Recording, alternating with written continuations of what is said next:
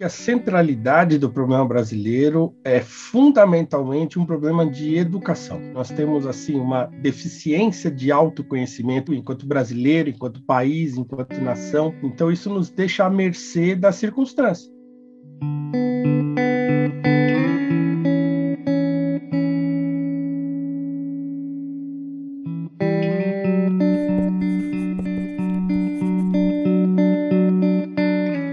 Desenvolvimento do país no sentido de que quanto a gente cresceu enquanto nação de 88 para cá, eu acho que a gente não cresceu muito. E para não dizer que a gente não cresceu nada, eu acho que a gente continua sendo o mesmo povo que éramos antes, o mesmo povo que ama Getúlio Vargas, por exemplo, que fez a CLT, e é o mesmo povo, cheio de necessidades, numa dependência extrema dos governos, sem conseguir pensar num país sem que seja pensar só em si próprio. Me parece que esse processo histórico-político ele foi todo construído à revelia da população. A gente dificilmente tem um background histórico para a gente poder acessar, ou se a gente tem um background histórico, ele sempre é pejorativo, a gente nunca consegue olhar para o nosso passado e ver coisas boas, então a gente acaba ficando sem referência e aí a gente não consegue projetar um futuro, a gente não consegue se ver num futuro fora desse ciclo de parecer que a gente está sempre começando, né? Parece que o Brasil é sempre um país que está começando do zero. Nós não temos ainda formada uma direita consistente em termos de pensamento e que também a esquerda consiga enxergar essa direita como uma direita verdadeira, com que ela possa, inclusive, dialogar e de que ela possa discordar. O processo de ditadura que o Brasil viveu construiu esse espantalho, né, essa direita truculenta, militarista, fascista, por assim dizer. A esquerda colou essa etiqueta de direita em toda essa coisa maluca que o Brasil viveu nos anos de ditadura. Quando acabou a ditadura, o que tinha no lugar dessa coisa militarizada? Não tinha nada. A direita no Brasil, nos últimos 10 anos, era um clube do livro. As pessoas se encontravam para estudar, iam em lançamento de livros, estavam conversando sobre como fazer essa coisa surgir, né? E surgir assim meio que através da cultura e não da política propriamente dita. Tinha um diálogo longo e profundo de pessoas mais ligadas a um pensamento conservador ou liberal, e liberal, que estava acontecendo, mas uma coisa de bastidor. De repente vem um político e sequestra isso e fala, pronto, eu sou. E com isso ele trouxe um monte de gente que não era absolutamente nada, que estava absolutamente alheia a tudo isso, e essa pessoa, de repente, bota a bandeirinha do Brasil lá na rede social, bota lá, sou cristão, conservador, não sei o que lá. Há 2 anos atrás ela nem sabia o que era isso.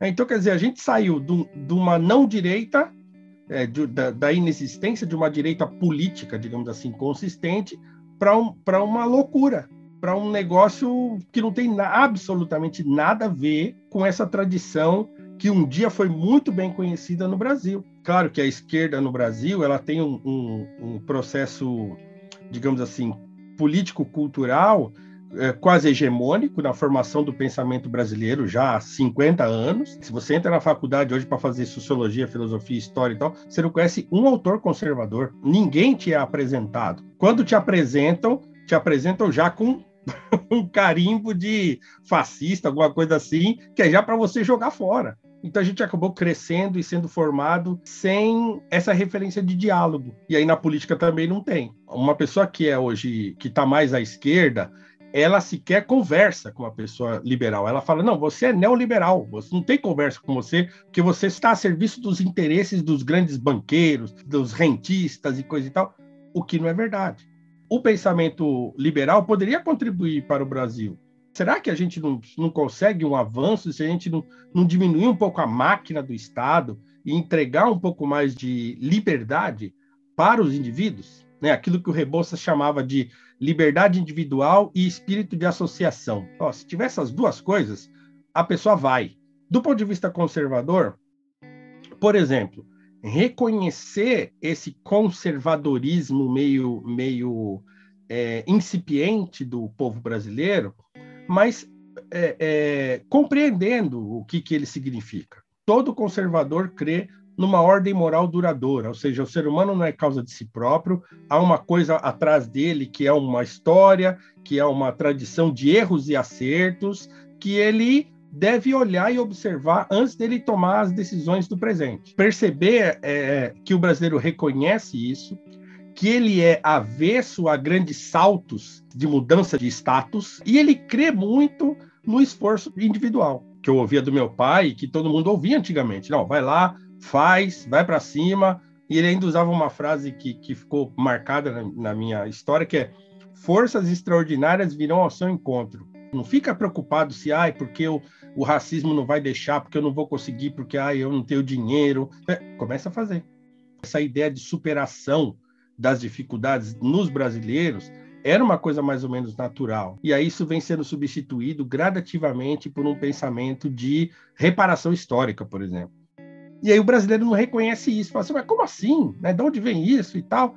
E aí começam os conflitos. Reconhecer essa disposição do brasileiro e compreendê-la de uma perspectiva, digamos, positiva, como sendo uma qualidade do brasileiro, seria já um grande passo para a gente construir um pensamento e um diálogo entre as visões diferentes que a gente tem para poder sair desse impasse.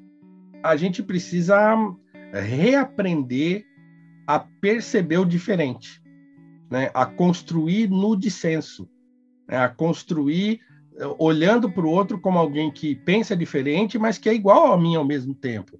As pessoas são muito maiores do que as próprias ideias que elas têm. Elas podem ter uma ideia completamente furada a respeito das coisas, mas é uma pessoa que eu amo, que eu respeito, que eu gosto de conviver, que a gente tem afinidades várias, e a gente discorda do ponto de vista muito específico, que é a visão política do mundo. A tendência é ainda permanecer polarizado por um tempo, se a gente não começar a despolarizar. Os formadores de opinião são muito responsáveis por isso, porque as pessoas prestam muita atenção nisso, prestam muita atenção no jornalista X, na pessoa que está no programa Y.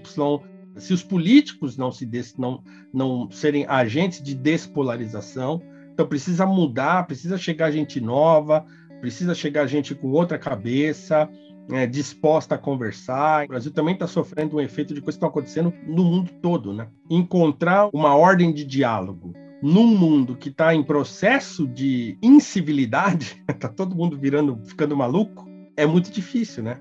Eu não vejo mudanças assim significativas para melhor num espaço menor do que 20, 30 anos, se não mais. Se a gente começar a fazer as coisas certas daqui um pouquinho, né?